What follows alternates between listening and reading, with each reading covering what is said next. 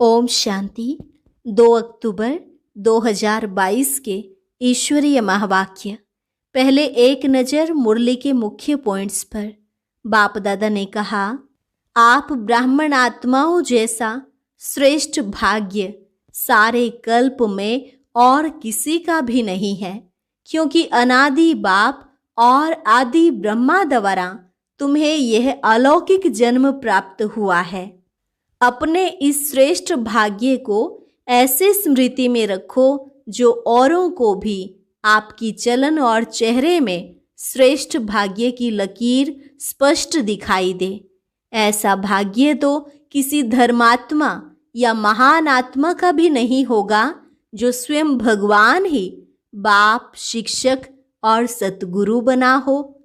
परमात्मा पालना कितनी ऊंची बात है, लेकिन आप भाग्यवान आत्माएं हर कदम परमात्मा पालना के द्वारा ही पल रहे हो। तुम्हारी पढ़ाई भी कितनी श्रेष्ठ और पढ़ाने वाला भी कितना श्रेष्ठ है। आपको एक ही जन्म में जन्म जन्म के लिए श्रेष्ठ पद प्राप्त होने की परमात्मा गारंटी है, जबकि उस हद की पढ़ाई द्वारा एक जन्म भी पद प्राप्त करने की गारंटी नहीं होती। भले अभी तुम साधारण हो, परंतु साधारणता में भी महानता ही दिखाई दे। देखो, आपके जड़ चित्र भी अभी तक महानता का अनुभव करा रहे हैं ना। जैसे पढ़ाई को सोर्स ऑफ इनकम कहा जाता है, तो आपकी इनकम का हिसाब कितना हुआ, कदम में पदम हुआ ना। तो चेक करो, सारे दिन में कितने कदम उठाते हो और कितने पदम जमा करते हो। और लास्ट में बाबा ने कहा, सतगुरु द्वारा तुम्हें कितना श्रेष्ठ महामंत्र मिला है, योगी बनो, पवित्र बनो। यह योगी पवित्र जीवन ही सर्व प्राप्तियों का आधार है। अब तुम्हारे पास सर्व खजानों की चाबी है, वर्षा भी है, पढ़ाई भी है, महामंत्र की चाबी और वरदानों की खान भी है। तो सदा इन प्राप्तियों की स्मृति में रहना है। और अब सुनते हैं महावाक्यों को विस्तार से। मुरली का सार। ब्राह्मण अर्थात सदा श्रेष्ठ भाग्य के अधिकारी। आज भाग्य विधाता बाप दादा अपने सर्व बच्चों का श्रेष्ठ भाग्य देख हर्षित हो रहे हैं। इतना श्रेष्ठ भाग्य और इतना सहज प्राप्त हो, ऐसा भाग्य सारे कल्प में सिवाय आप ब्राह्मण आत्माओं के और किसी का भी नहीं है। सिर्फ आप ब्राह्मण आत्माएं इस भाग्य के अधिकारी हो। यह ब्राह्मण जन्म मिला ही है कल्प पहले के भाग्य अनुसार। जन्म ही श्रेष्ठ भाग्य के आधार पर है, क्योंकि ब्राह्मण जन्म स्वयं भगवान द्वारा होता है। अनादि बाप और आदि ब्रह्मा द्वारा यह अलौकिक जन्म प्राप्त हुआ है। जो जन्म ही भाग्य विधाता द्वारा हुआ है, वह जन्म कितना भाग्यवान हुआ। अपने इस श्रेष्ठ भाग्य को सदा स्मृति में रख हर्षित रहते हो। सदा स्मृति प्रत्यक्ष स्वरूप में हो। सदा मन में इमर्ज करो। सिर्फ दिमाग में समाया हुआ है ऐसे नहीं, लेकिन हर चलन और चेहरे में स्मृति स्वरूप प्रत्यक्ष रूप में स्वयं को अनुभव हो और दूसरों को भी दिखाई दे कि इन्हों की चलन में, चेहरे में श्रेष्ठ भाग्य की लकीर स्पष्ट दिखाई देती है। कितने प्रकार के भाग्य प्राप्त हैं, उसकी लिस्ट सदा मस्तक पर स्पष्ट हो। सिर्फ डायरी में लिस्ट नहीं हो, लेकिन मस्तक के बीच भाग्य की लकीर चमकती हुई दिखाई दे। पहला भाग्य जन्म ही भाग्य विधाता द्वारा हुआ है। और दूसरी बात, ऐसा किसी भी आत्मा व धर्मात्मा, महान आत्मा का भाग्य नहीं जो स्वयं भगवान एक ही बाप भी हो, शिक्षक भी हो और सतगुरु भी हो। सारे कल्प में ऐसा कोई है? एक ही द्वारा बाप के संबंध से वर्षा प्राप्त है। शिक्षक के रूप से श्रेष्ठ पढ़ाई और पद की प्राप्ति है। सतगुरु के रूप में महामंत्र और वरदान की प्राप्ति है। वर्षे में सर्व खजानों का अधिकार प्राप्त किया है। सर्व खजाने है ना? कोई खजाने की कमी है? टीचर्स को कोई कमी है? मकान बड़ा होना चाहिए, जिज्ञासु अच्छे अच्छे होने चाहिए, यह कमी है? नहीं है। जितनी सेवा निर्विघ्न बढ़ती है तो सेवा के साथ सेवा के साधन सहज और स्वतः बढ़ते ही हैं। बाप द्वारा वर्षा और श्रेष्ठ पालना मिल रही है। परमात्मा पालना कितनी ऊंची बात है। भक्ति में गाते हैं परमात्मा पालनहार है, लेकिन आप भाग्यवान आत्माएं हर कदम परमात्मा पालना के द्वारा ही अनुभव करते हो। परमात्मा श्रीमत ही पालना है। बिना श्रीमत अर्थात परमात्मा पालना के एक कदम भी नहीं उठा सकते। ऐसी पालना सिर्फ अभी प्राप्त है, सतयुग में भी नहीं मिलेगी। वह देव आत्माओं की पालना है और अभी परमात्मा पालना में चल रहे हो। अभी प्रत्यक्ष अनुभव से कहते हो कि हमारा पालनहार स्वयं भगवान है।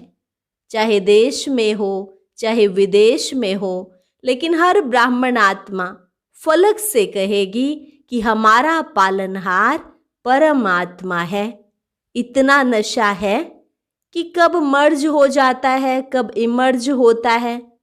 जन्मते ही बेहद के खजानों से भरपूर हो अविनाशी वर्षे का अधिकार ले लिया। साथ साथ जन्मते ही त्रिकालदर्शी सत्य शिक्षक ने तीनों कालों की पढ़ाई कितनी सहज विधि से पढ़ाई, कितनी श्रेष्ठ पढ़ाई है और पढ़ाने वाला भी कितना श्रेष्ठ है। लेकिन पढ़ाया किन्हों को है? जिन्हों में दुनिया की उम्मीद नहीं है, उन्हों को उम्मीदवार बनाया। न सिर्फ पढ़ाया, लेकिन पढ़ाई पढ़ने का लक्ष्य ही है उच्च ते उच्च पद प्राप्त करना। परमात्मा पढ़ाई से जो श्रेष्ठ पद प्राप्त कर रहे हो, ऐसा पद सारे वर्ल्ड के ऊंचे ते ऊंचे पद के आगे कितना श्रेष्ठ है। अनादि सृष्टि चक्र के अंदर द्वापर से लेकर अभी तक जो भी विनाशी पद प्राप्त हुए हैं, उन्हों में सर्वश्रेष्ठ पद पहले राज्य पद गाया हुआ है। लेकिन आपके राज्य पद के आगे वह राज्य पद क्या है? श्रेष्ठ है। आजकल का श्रेष्ठ ते श्रेष्ठ पद प्रेसिडेंट प्राइम मिनिस्टर है। बड़े ते बड़ी पढ़ाई द्वारा फिलोसोफर बनेंगे, चेयरमैन डायरेक्टर आदि बन जाएंगे, बड़े ते बड़े ऑफिसर बन जाएंगे। लेकिन यह सब पद आपके आगे क्या है? आपको एक जन्म में जन्म जन्म के लिए श्रेष्ठ पद प्राप्त होने की परमात्मा गारंटी है, और उस एक जन्म की पढ़ाई द्वारा एक जन्म भी पद प्राप्त कराने की कोई गारंटी नहीं है। आप कितने भाग्यवान हो जो पद भी सर्वश्रेष्ठ और एक जन्म की पढ़ाई और अनेक जन्म पद की प्राप्ति। तो भाग्य है ना? चेहरे से दिखाई देता है, चलन से दिखाई देता है, क्योंकि चाल से मनुष्य के हाल का पता लगता है। ऐसी चाल है जो आपके इतने श्रेष्ठ भाग्य का हाल दिखाई देवे, या अभी साधारण लगते हो? क्या है? साधारणता में महानता दिखाई दे। जब आपके जड़ चित्र अभी तक महानता का अनुभव कराते हैं, अब भी कैसे भी आत्मा को लक्ष्मी नारायण व सीताराम व देविया बना देते हैं, तो साधारण व्यक्ति में भी महानता का अनुभव कर सिर झुकाते हैं ना। जानते भी हैं कि यह वास्तव में नारायण व राम आदि नहीं है, बनावटी है, फिर भी उस समय महानता को सिर झुकाते हैं, नमन पूजन करते हैं। लेकिन आप तो स्वयं चैतन्य देव देवियों की आत्माएं हो। आप चैतन्य आत्माओं से कितनी महानता की अनुभूति होनी चाहिए, होती है। आपके श्रेष्ठ भाग्य को मन से नमस्कार करें, हाथ व सिर से नहीं, लेकिन मन से आपके भाग्य का अनुभव कर स्वयं भी खुशी में नाचे। इतनी श्रेष्ठ पढ़ाई की प्राप्ति श्रेष्ठ भाग्य है। लोग पढ़ाई पढ़ते ही हैं इस जीवन के शरीर निर्वाह अर्थ कमाई के लिए, जिसको सोर्स ऑफ इनकम कहा जाता है। आपकी पढ़ाई द्वारा सोर्स ऑफ इनकम कितना है? मालामाल होना। आपकी इनकम का हिसाब क्या है? उनका हिसाब होगा लाखों में, करोड़ों में, लेकिन आपका हिसाब क्या है? आपकी कितनी इनकम है? कदम में पदम। तो सारे दिन में कितने कदम उठाते हो और कितने पदम जमा करते हो? इतनी कमाई और किसकी है? कितना बड़ा भाग्य है आपका। तो ऐसे अपनी पढ़ाई के भाग्य को इमर्ज रूप में अनुभव करो। किसी से पूछते हैं तो कहते हैं ब्रह्मा कुमार और कुमारी तो हैं, बन तो गए हैं, लेकिन ब्रह्मा कुमार व ब्रह्मा कुमारी अर्थात श्रेष्ठ भाग्य की लकीर मस्तक में चमकती दिखाई दे। ऐसे नहीं कि ब्रह्मा कुमार व ब्रह्मा कुमारी तो हैं, लेकिन मिल जाएगा, कुछ तो बन ही जाएंगे, चल तो रहे ही हैं, बन तो गए ही हैं। बन गए हैं या भाग्य को देख करके उड़ रहे हैं? इसमें बन तो गए हैं, बन ही रहे हैं, चल ही रहे हैं। ये बोल किसके हैं? श्रेष्ठ भाग्यवान के ये बोल हैं। ब्रह्मा कुमार और ब्रह्मा कुमारी अर्थात मौज से मोहब्बत की जीवन बिताने वाले। ऐसे नहीं कि कभी मजबूरी कभी मोहब्बत। जब कोई समस्या आती है तो क्या कहते हो? चाहते नहीं हैं लेकिन मजबूर हो गए हैं। भाग्यवान अर्थात मजबूरी खत्म, मोहब्बत से चलने वाले। चाहते तो हैं लेकिन ऐसी भाषा भाग्यवान ब्राह्मण आत्माओं की नहीं है। भाग्यवान आत्माएं मोहब्बत के झूले में मौज में उड़ती हैं, उड़ती कला की मौज में रहती हैं। मजबूरी उनके आगे आ नहीं सकती। समझा? अपना श्रेष्ठ भाग्य मर्ज नहीं रखो, इमर्ज करो। तीसरी बात, सतगुरु द्वारा क्या भाग्य प्राप्त हुआ? पहले तो महामंत्र मिला। सतगुरु का महामंत्र क्या मिला? पवित्र बनो, योगी बनो। जन्मते ही महामंत्र सतगुरु द्वारा प्राप्त हुआ और यही महामंत्र सर्व प्राप्तियों की चाबी सर्व बच्चों को मिली। योगी जीवन, पवित्र जीवन ही सर्व प्राप्तियों का आधार है, इसलिए यह चाबी है। अगर पवित्रता नहीं, योगी जीवन नहीं, तो अधिकारी होते हुए भी अधिकार की अनुभूति नहीं कर सकेंगे। इसलिए यह महामंत्र सर्व खजानों के अनुभूति की चाबी है। ऐसी चाबी का महामंत्र सतगुरु द्वारा सभी को श्रेष्ठ भाग्य में मिला है और साथ साथ सतगुरु द्वारा वरदान प्राप्त हुए हैं। वरदानों की लिस्ट तो बहुत लंबी है ना। कितने वरदान मिले हैं।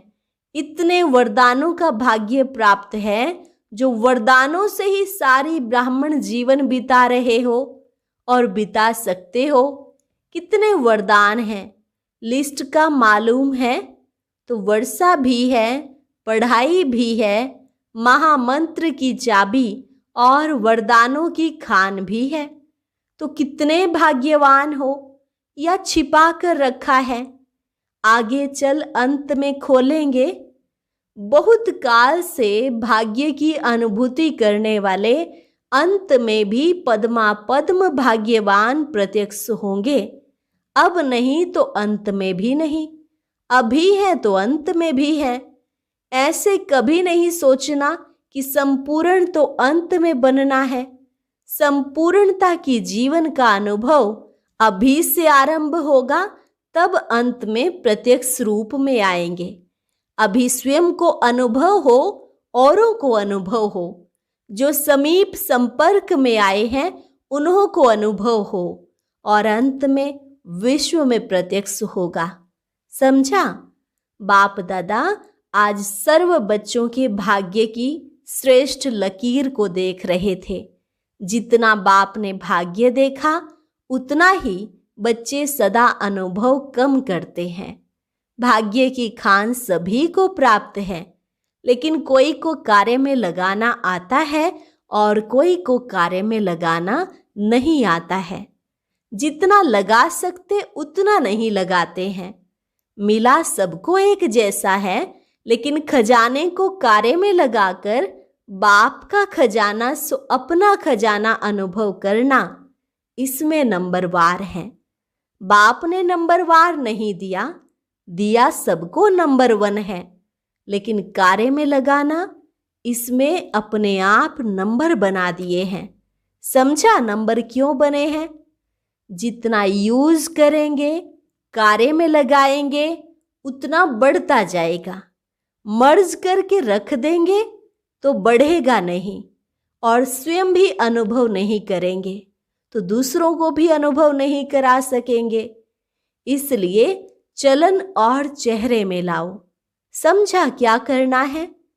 जो भी नंबर आवे अच्छा, चलो 108 नहीं तो 16,000 में ही मिल जाए, कुछ तो बनेंगे। लेकिन 16,000 की माला सदा नहीं जपी जाती, कहाँ कहाँ और कभी कभी जपते हैं। 108 की माला तो सदा जपते रहते हैं। अब मैं कौन, यह स्वयं जानो। अगर बाप कहेंगे व और कोई कहेंगे कि आप तो 16,000 में आएंगे, तो क्या कहेंगे? मानेंगे? क्वेश्चन मार्क शुरू हो जाएंगे। इसलिए अपने आप को जानो, मैं कौन। अच्छा, चारों ओर के सर्वश्रेष्ठ भाग्यवान आत्माओं को सर्व जन्म से प्राप्त परमात्म जन्म अधिकारी आत्माओं को सर्व बाप द्वारा श्रेष्ठ वर्षा और परमात्मा पालना लेने वाले सत्य शिक्षक द्वारा श्रेष्ठ पढ़ाई का श्रेष्ठ पद और श्रेष्ठ कमाई करने वाले सतगुरु द्वारा महामंत्र और सर्व वरदान प्राप्त करने वाले ऐसे अति श्रेष्ठ पद्मा पद्म हर कदम में पदम जमा करने वाली श्रेष्ठ आत्माओं को बाप दादा का याद प्यार और नमस्ते। रूहानी बच्चों की रूहानी बाप दादा को नमस्ते नमस्ते, गुड मॉर्निंग। अव्यक्त बाप दादा से पर्सनल मुलाकात। बाप दादा ने कहा, यथार्थ सेवा व यथार्थ याद की निशानी है निर्विघ्न रहना और निर्विघ्न बनाना। सदा अपने श्रेष्ठ भाग्य के गीत स्वतः ही मन में बजते रहते हैं। यह अनादि अविनाशी गीत है, इसको बजाना नहीं पड़ता, लेकिन स्वतः ही बजता है। सदा यह गीत बजना अर्थात सदा ही अपने खुशी के खजाने को अनुभव करना। सदा खुश रहते हो। ब्राह्मणों का काम ही है खुश रहना और खुशी बांटना। इसी सेवा में सदा बिजी रहते हो व कभी भूल भी जाते हो। जब माया आती है फिर क्या करते हो? जितना समय माया रहती है उतना समय खुशी का गीत बंद हो जाता है। बाप का सदा साथ है तो माया आ नहीं सकती। माया आने के पहले बाप का साथ अलग करके अकेला बनाती है, फिर वार करती है। अगर बाप साथ है तो माया नमस्कार करेगी, वार नहीं करेगी। तो माया को जब अच्छी तरह से जान गए हो कि यह दुश्मन है, तो फिर आने क्यों देते हो? साथ छोड़ देते हो ना, इसलिए माया को आने का दरवाजा मिल जाता है। दरवाजे को डबल लॉक लगाओ, एक लॉक नहीं। आजकल एक लॉक नहीं चलता, तो डबल लॉक है याद और सेवा। सेवा भी निस्वार्थ सेवा, यही लॉक है। अगर निस्वार्थ सेवा नहीं तो वह लॉक ढीला लॉक हो जाता है, खुल जाता है। याद भी शक्तिशाली चाहिए। साधारण याद है तो भी लॉक नहीं कहेंगे। तो सदा चेक करो, याद तो है लेकिन साधारण याद है या शक्तिशाली याद है। ऐसे ही सेवा करते हो लेकिन निस्वार्थ सेवा हो या कुछ न कुछ स्वार्थ भरा है। सेवा करते हुए भी, याद में रहते हुए भी यदि माया आती है तो जरूर सेवा अथवा याद में कोई कमी है। सदा खुशी के गीत गाने वाली श्रेष्ठ भाग्यवान आत्माएं हैं। इस स्मृति से आगे बढ़ो। यथार्थ योग व यथार्थ सेवा, यह निशानी है निर्विघ्न रहना और निर्विघ्न बनाना। निर्विघ्न हो या कभी कभी विघ्न आता है, फिर कभी पास हो जाते हो, कभी थोड़ा फेल हो जाते हो। कोई भी बात आती है, उसमें अगर किसी भी प्रकार की जरा भी फीलिंग आती है, यह क्यों, यह क्या, तो फीलिंग आना माना विघ्न। सदैव यह सोचो कि व्यर्थ फीलिंग से परे फीलिंग प्रूफ आत्मा बन जाए तो माया जीत बन जाएंगे। फिर भी देखो बाप के बन गए। बाप का बनना यह कितनी खुशी की बात है। कभी स्वप्न में भी नहीं सोचा कि भगवान के इतने समीप संबंध में आएंगे, लेकिन साकार में बन गए तो क्या याद रखेंगे। सदा खुशी के गीत गाने वाले, यह खुशी के गीत कभी भी समाप्त नहीं हो सकते। टीचर्स का अर्थ ही है अपने फीचर्स से सबको फरिश्ते के फीचर्स अनुभव कराने वाली। ऐसी टीचर्स हो, साधारण रूप नहीं दिखाई दे, सदा फरिश्ता रूप दिखाई दे। क्योंकि टीचर्स निमित्त हो ना, तो जो निमित्त बनते हैं वो जो स्वयं अनुभव करते हैं वह औरों को कराते हैं। यह भी भाग्य है जो निमित्त बने हो। अभी इसी भाग्य को स्वयं अनुभव में बढ़ाओ और दूसरों को अनुभव कराओ। सबसे विशेष बात, अनुभवी मूर्त बनो। वरदान, जिम्मेवारी की स्मृति द्वारा सदा अलर्ट रहने वाले, शुभ भावना शुभ कामना संपन्न भव। जिम्मेवारी की स्मृति द्वारा सदा अलर्ट रहने वाले, शुभ भावना शुभ कामना संपन्न भव। आप बच्चे प्रकृति और मनुष्य आत्माओं की वृत्ति को परिवर्तन करने के जिम्मेवार हो। लेकिन यह जिम्मेवारी तभी निभा सकेंगे जब आपकी वृत्ति शुभ भावना शुभ कामना से संपन्न, सतो प्रधान और शक्तिशाली होगी। जिम्मेवारी की स्मृति सदा अलर्ट बना देगी। हर आत्मा को मुक्ति, जीवन मुक्ति दिलाना, वर्षे के अधिकारी बनाना, यह बहुत बड़ी जिम्मेवारी है। इसलिए कभी अलबेलापन ना आए, वृत्ति साधारण ना हो। स्लोगन, अपने हर कर्म द्वारा सहारे दाता बाप को प्रत्यक्ष करो तो अनेक आत्माओं को किनारा मिल जाएगा। अच्छा, और अब सुनते हैं आज का अव्यक्त ज्ञान मोती।